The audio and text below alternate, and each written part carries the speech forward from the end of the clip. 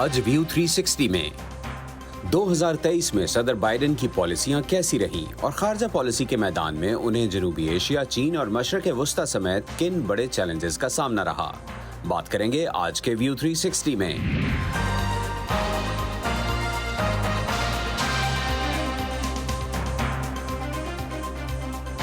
Voice of America के Washington studio से आप देख रहे हैं प्रोग्राम व्यू 360। मैं हूं Mohammad Atif. Welcome to the show.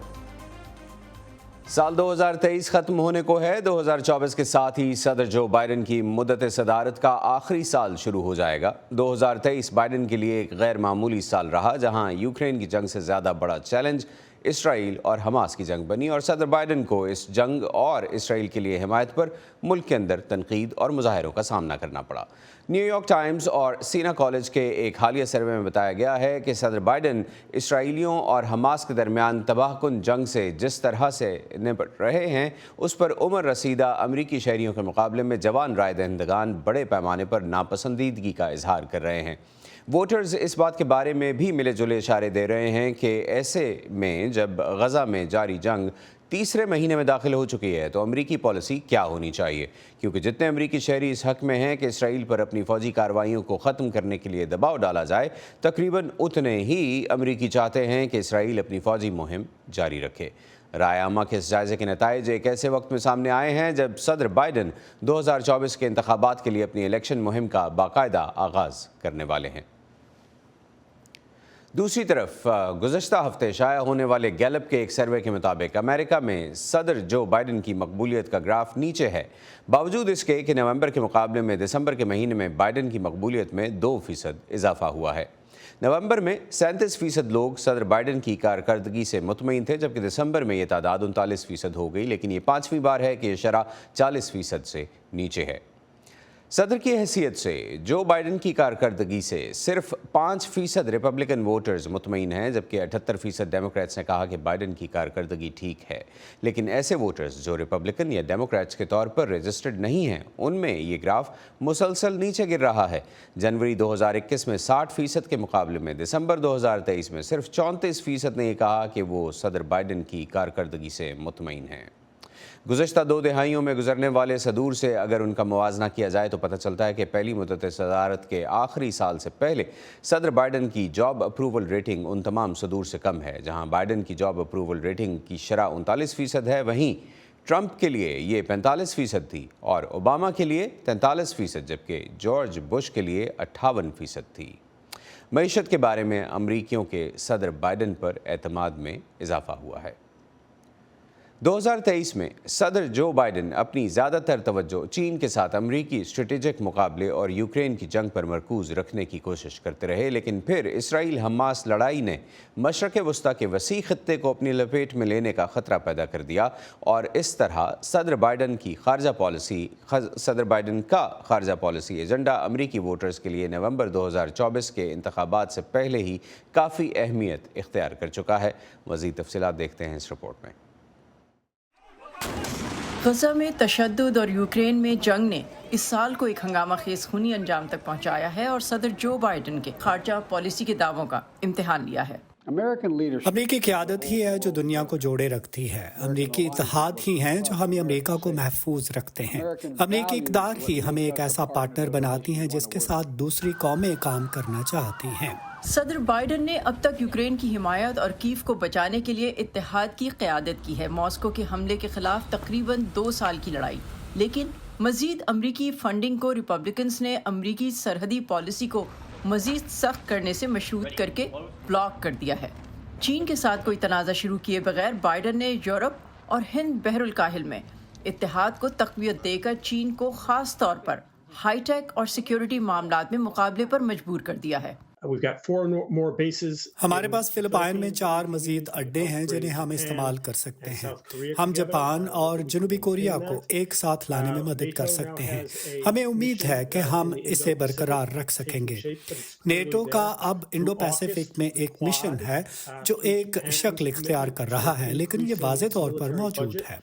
AUKUS के जरिए, क्वाड के जरिए और जापान के अपने फौजी बजट को बढ़ाने के अज़म के जरिए हमने गैर मामूली तौर पर अच्छा काम किया है। قومی سلامتی کونسل کے جان کربی نے وی او اے کو بتایا کہ امریکی قیادت کا مظاہرہ کئی خطوں میں کیا گیا ہے، اور میں توقع کروں گا کہ ان کی مدت صدارت کے آخری سال میں ہم ایکسیلریٹر پر اپنا پاؤں رکھیں اور ان تمام تبدیلیوں کو مزید آگے بڑھاتے جائیں۔ لیکن مشرق وسطی کے اپنے قریبی اتحادی کے لیے امریکی حمایت اب سوالات کی زد میں ہے۔ جب حماس نے اسرائیلی ناکہ بندی توڑ دی اور اکتوبر میں مہلک حملے کیے تو امریکہ کی طرف سے دہشت گرد قرار دی گئی تنظیم کے خلاف اسرائیل کے جوابی حملوں میں غزہ کی پٹی میں بڑے پیمانے پر شہری ہلاکتیں ہوئی ہیں۔ عرب دنیا میں غم و غصہ پیدا کرنا اور خطے کے استحکام کے لیے خطرہ، خاص طور پر اگر حزب اللہ جیسے ایرانی پراکسی جنگ میں شامل ہو جائیں۔ غزہ نے واشنگٹن کے مشرق وسطی پر توجہ کم کرنے اور ایشیا پر مرکوز کرنے کے مقصد کو مزید کھوکھلا کر دیا ہے۔ شمالی کوریا اور ایرانی جوہری خطرات کے علاوہ غزہ میں جنگ خارجہ پالیسی کا ایک اور بوجھ ہے، کیونکہ بائیڈن 2024 میں دوبارہ انتخابات کے لیے تیار ہیں۔ عوام واضح طور پر ایک ایکٹیوسٹ کے طور پر چلائی جانے والی خارجہ پالیسی سے تھک چکے ہیں، تو میں سمجھتی ہوں کہ ہم جو کچھ دیکھ رہے ہیں وہ یہ ہے کہ امریکہ اس وقت ان تمام مختلف خارجہ پالیسی ایجنڈوں کے لیے حمایت جاری رکھے ہوئے ہے۔ یہ آگے جا کر مشکل سے مشکل تر ہوتا جائے گا اور پالیسی سازوں کو اگلے 1 یا 2 سال میں اس میں سے چیزوں کا انتخاب کرنا ہوگا۔ اگرچہ ووٹوں کا فیصلہ عام طور پر خارجہ پالیسی کی بنیاد پر نہیں کیا جاتا، یوکرین اور اسرائیل کے لیے بائیڈن کی حمایت اور یورپ یا مشرق وسطی میں ایک اور جنگ میں گھسیٹے جانے کا خطرہ بہت سے امریکیوں کو پریشان کر رہا ہے، خاص طور پر ان کے ممکنہ حریف کے طور پر ریپبلکن فرنٹ رنر سابق صدر ڈونلڈ ٹرمپ یہ دعویٰ کر رہے ہیں کہ ان کی تنہائی پسند امریکہ فرسٹ خارجہ پالیسی نے ملک کو محفوظ اور خوشحال رکھا جب وہ صدر تھے۔ پیٹسی وڈاسکوارا کے ساتھ سپاشا Khan, voice of America. Biden انتظامیہ کی اسرائیل کے لیے حمایت پر جو لوگ فلسطینی شہریوں کی ہلاکت پر سراپا احتجاج ہیں اور فوری جنگ بندی کا مطالبہ کر رہے ہیں، ان میں امریکی محکمہ خارجہ کے عملے کے اراکین بھی شامل ہیں۔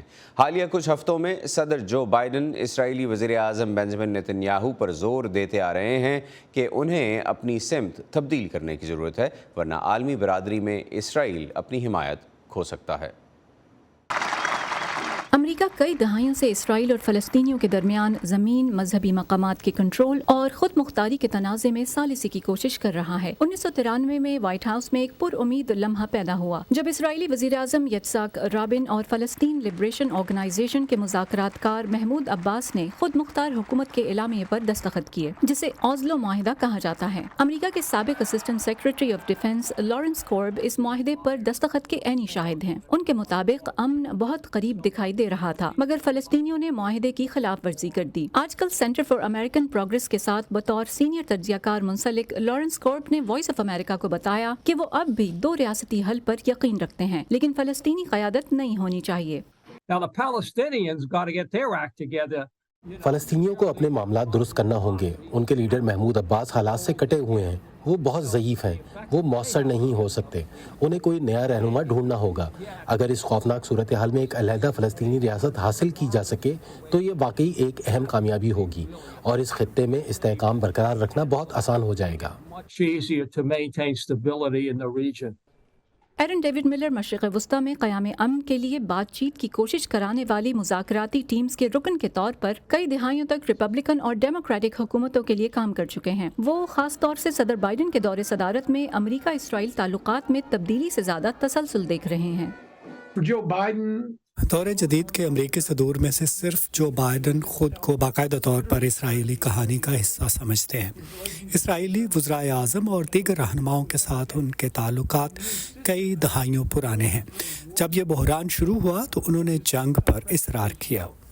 امریکہ کی طرف سے دہشت گرد قرار دی گئی حماس نے 7 اکتوبر کو حملہ کیا، جس میں 1200 اسرائیلیوں کو ہلاک کیا گیا اور 200 سے زیادہ کو یرغمال بنایا گیا۔ تو اس کے چند ہی روز بعد صدر بائیڈن نے اسرائیلی وزیر اعظم بنیامن نیتن یاہو کو گلے لگایا۔ وہ بارہا کہہ چکے ہیں کہ امریکہ اسرائیل کی ہر وقت حمایت کرے گا، مگر 2 مہینوں میں اسرائیل نے حماس کے زیر انتظام غزہ کی پٹی پر شدید گولہ باری کی، جس میں کم از کم 20 لاکھ فلسطینی بے گھر اور 50,000 سے زیادہ زخمی ہوئے۔ کئی دہائیوں سے جاری اس تنازع کی سب سے خون ریز کارروائی میں تقریباً तकरीबन 18,000 अफराद हलाक हो चुके हैं। सदर बाइडन ने हाल ही में अतिया दहिंदगान की एक तकरीब में कहा कि इसराइल गजा पर अपनी अंधाधुंध बमबारी की वजह से दीगर ममालिक की हिमायत खो रहा है और नेतन्याहू को अपनी सख्त गिर हुकूमत में तब्दीली लानी चाहिए। हजारों अमरीकी न्यूयॉर्क और दीगर शहरों में गजा में आम शहरियों की हलाकत के खिलाफ एहतजाज कर रहे हैं। व्हाइट हाउस और अमरीकी महकमा खारिजा के अमले के कुछ अरकान भी इस लड़ाई के बारे में शदीद जज्बात रखते हैं। कुछ ने एहतजाजी खतूत पर दस्तखत किए और कुछ ने इस्तीफे भी पेश किए।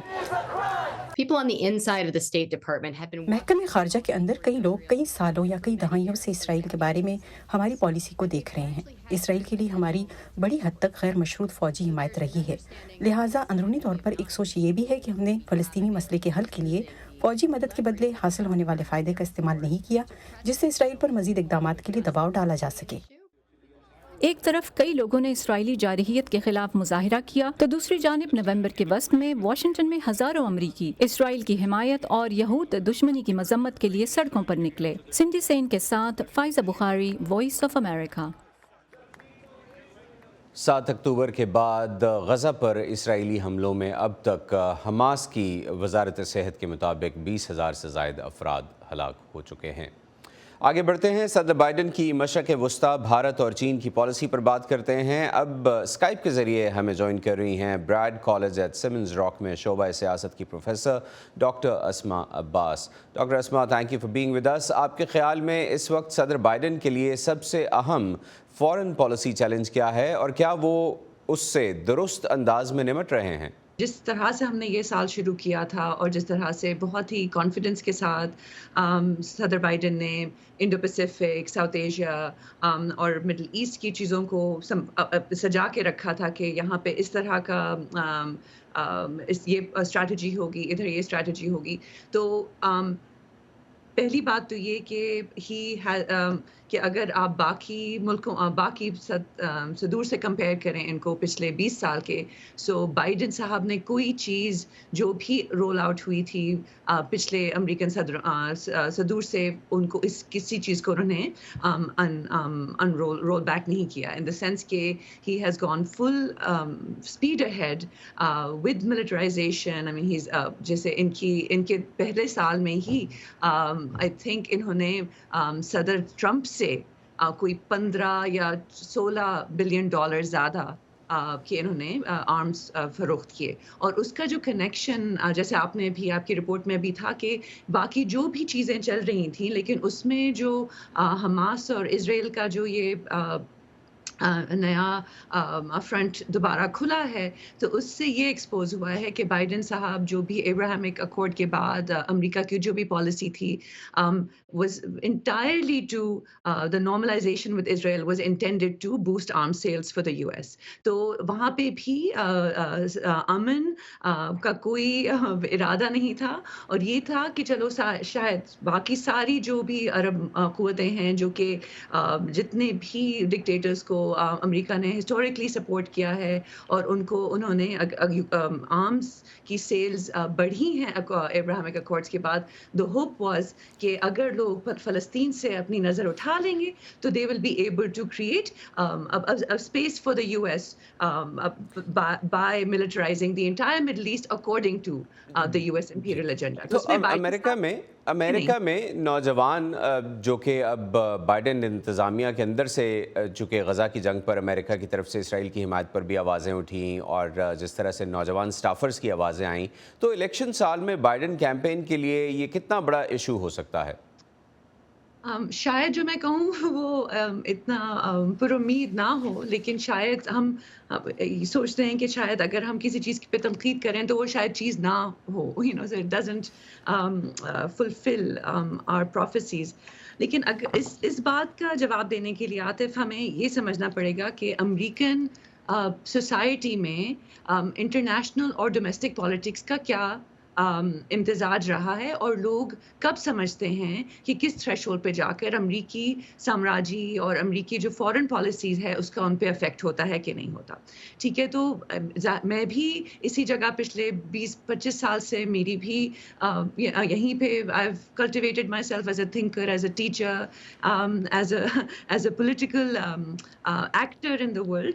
बट द ट्रूथ इज़ कि अभी जो भी हम देख रहे हैं अंदरूनी پریشر جو ہے وہ مجھے تو یہی لگتا ہے کہ چاہے تھوڑا بہت ڈفرینس ہو باقی صدروں میں، لیکن بائیڈن صاحب کی کوئی اتنی خراب سچویشن نہیں ہے کہ جن لوگوں کے ہاتھ میں سب چیزیں ابھی بھی ہیں they are pretty much okay with status quo as is. آپ یہ کہہ رہی ہیں کہ مڈل ایسٹ کے لیے پالیسی چینج ہوتی نظر نہیں آئے گی، اور جو بھی انٹرنل پریشر ہے وہ اتنا زیادہ نہیں ہے کہ اس کی وجہ سے پالیسی چینج کی جائے. آپ نے شروع میں بات کی تھی کہ بائیڈن جب آئے تھے اور اس سال کے شروع میں ہم نے دیکھا کہ جو ان کی ایشیا پیسیفک پالیسی تھی اس کا آپ نے ذکر کیا، تو کیا ٹرمپ کی چائنا پالیسی سخت تھی یا بائیڈن چین کے ساتھ مقابلے کی پالیسی کو زیادہ بہتر چلا رہے ہیں؟ اور اس تناظر میں بھارت کے ساتھ امریکی شراکت داری کو آپ کیسے دیکھ رہی ہیں؟ جی وہ تو پاکستانی ہونے کی حیثیت سے تو اس خطے کی پالیٹکس بہت ہی ضروری ہیں اس بات چیت میں لانا، کیونکہ کافی حد تک وہ نہیں لائی جاتی. رائٹ، تھینک یو کہ آپ نے اس کو you put it on the table. So میرے خیال میں ابھی وہی اگر اس موقع کی لینس سے دیکھا جائے تو اگر آپ نے کسنجر سینٹر کا آپ نے جو تھوڑا سا آپ نے دکھایا ایکسرپٹ کہ جو وہ کہہ رہے ہیں کہ انڈو پیسیفک میں ہماری جو بھی اسٹریٹجی ہے وہ کام کر رہی ہے and we are pushing along. I think Biden has been much more successful in a pro-India, in a form of alliance with India, especially Afghanistan کے withdrawal کے بعد، جو کہ ظاہری بات ہے ان کو وہ کریڈٹ یا ڈسکریڈٹ نہیں جاتا جتنا کہ ٹرمپ نے اس کو he had put it in place. جس طرح ہوا وہ بائیڈن کی غلطی تھی، لیکن اس کے بعد جس طرح سے انہوں نے اس خطے میں اپنے آپ کو ریکور کیا ہے، اور ہم اپنی پاکستانی پالیٹکس کو کیوں اس میں چھوڑ دیں. تو آئی تھنک یہ چپ چاپ بہت چیزیں اس طرف ہو رہی ہیں جس پہ ہم نہیں توجہ دے رہے، especially India's presence at G10. I mean سارے ان سمٹس میں جو بھی لیڈرشپ رول انڈیا ادا کر رہی ہے اس میں کلیئرلی جو شروع میں آئیڈیا تھا کہ شاید امریکہ رشیا اور چائنا دونوں کے ساتھ مل کے کچھ کر لے گا، لیکن I think the configuration has changed a little bit. Right. So last question. پہلی مدت صدارت کا آخری سال شروع ہونے والا ہے اور بائیڈن کی جاب اپروول ریٹنگ 1979 سے لے کر اب تک کے تمام صدور کے مقابلے میں کم ہے. کیا آپ کو لگتا ہے کہ یہ آئندہ جو 2024 کا الیکشن ہے اس پر کچھ اثر ڈال سکتی ہے، کیونکہ ریٹنگ بہت نیچے ہے؟ جی I think it has to do with not Biden but the Democratic Party in general. کہ I think جو کچھ بھی ہے اس طرح جو بھی ماحول ہے امریکہ کا اس طرف، وہ چاہے بائیڈن کی ریٹنگ جو بھی ہو، جو دوسری جانب جو ہو رہا ہے ہمیں اس پہ توجہ بھی دینی چاہیے، کیونکہ انٹرنل پالیٹکس یو ایس کی جو ہیں وہ رائٹ ونگ کی طرف ہیں. اور اگر یہ دیکھا جائے کہ جو پڑھے لکھے لوگ بھی تھے وہ بھی بائیڈن صاحب کی اور ڈیموکریٹک پارٹی کی قیادت میں کوئی سوچ دیکھنا چاہتے ہیں جو ہمیں نظر نہیں آ رہی. تو فار ایور چاہے ہم جارج ڈبلیو بش کو کہتے ہوں کہ he was not very smart or whatever, they all had an actual new conservative movement and ideology behind them, which has supported them throughout and which has been paraded and purveyed by Biden himself.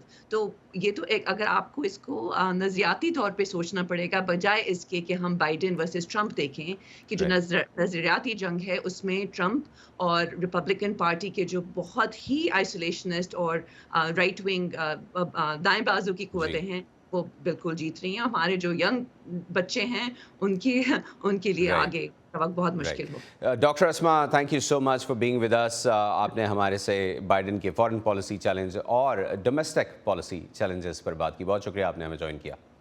Thank you. صدر Joe Biden نے اگلے سال کے انتخابات کو امریکی قوم کی اساس کی جدوجہد قرار دیا ہے. یہ ان کی مہم کا مرکزی موضوع ہے اور جمہوریت کو لاحق خطرات، اسقاط حمل تک رسائی اور ان کی معاشی کامیابی بھی اس کا حصہ ہیں. وائس آف امریکہ کی اس رپورٹ میں دیکھیے کہ آئندہ سال ہونے والے انتخابات میں کون سے مسائل ہیں جو سیاست پر حاوی ہوں گے. جیسے جیسے انتخابات قریب آ رہے ہیں، صدر جو بائیڈن ووٹرز کو اس بات پر قائل کرنے کی کوشش کر رہے ہیں کہ انہوں نے ملازمتوں کے مواقع پیدا کرنے کے لیے قانون سازی، اسقاط حمل کے حقوق کے تحفظ اور گن سیفٹی کی بہتری کی کوششوں اور جمہوریت کے تحفظ کے لیے اٹھائے جانے والے اپنے اقدامات کے ذریعے عام لوگوں کی زندگیوں کو بہتر بنایا ہے. انہوں نے استخاراتی طور پر لوگوں کو درپیش روزمرہ کے کئی مسائل پر بات کی اور ایک ساتھ کئی پیغامات دیے، جیسا کہ انہوں نے امریکی آئین کی جائے پیدائش فیلاڈیلفیا شہر میں ہنگامی صورتحال سے نمٹنے والے عملے کو بتایا کہ ایک بار فائر فائٹرز نے ان کے گھر کو آگ سے بچایا تھا، یا جب انہوں نے ماحول دوست ملازمتوں کے مواقع سے متعلق اپنے اقدامات کے فروغ کے سلسلے میں اپنے ریپبلکن مخالفوں میں سے ایک کے ضلع کا دورہ کیا۔ آج ہم جس تاریخی سرمایہ کاری پر خوش ہو رہے ہیں وہ کانگریس کے رکن لارن بوبٹ کے ضلع میں ہے۔ وہ میک امریکہ گریٹ اگین کی انتہا پسند تحریک کی رہنماؤں میں سے ایک ہیں۔ انہوں نے اپنے ہر ریپبلکن ساتھی کے ساتھ مل کر ملازمتوں میں ان سرمایہ کاریوں کو ممکن بنانے والے اس قانون کے خلاف ووٹ ڈالا۔ وائٹ ہاؤس میں بیٹھے وہ اپنے ممکنہ حریف سابق ریپبلکن صدر ڈونلڈ ٹرمپ کو ہرانے کے امکانات کے بارے میں پر اعتماد دکھائی دیتے ہیں۔ ایک سوال کے جواب میں کہ کیا کوئی اور ڈیموکریٹ ہے جو آپ کے علاوہ ڈونلڈ ٹرمپ کو ہرا سکتا ہے، تو بائیڈن کا یہ کہنا تھا۔ شاید 50۔ میں اکیلا نہیں ہوں جو انہیں شکست دے سکتا ہو، لیکن میں انہیں شکست دوں گا۔ بہت سے امریکی ووٹرز کے لیے مسئلہ نمبرز کا ہے۔ رائے عامہ کے جائزے مرتب کرنے والوں کا کہنا ہے کہ زیادہ تر امریکی معیشت کے بارے میں فکر مند ہیں، لیکن بہت سے لوگ اس عدد کی طرف بھی اشارہ کرتے ہیں جسے بدلنا بائیڈن انتظامیہ کے بس میں نہیں ہے، اور وہ ہے ان کی بڑھتی ہوئی عمر۔ انتخابات تک بائیڈن امریکی صدر کا عہدہ سنبھالنے والے اب تک کے سب سے معمر شخص یعنی رونلڈ ریگن سے 5 سال بڑے ہوں گے۔ بائیڈن اپنے ریپبلکن حریف ٹرمپ سے 4 سال بڑے ہیں۔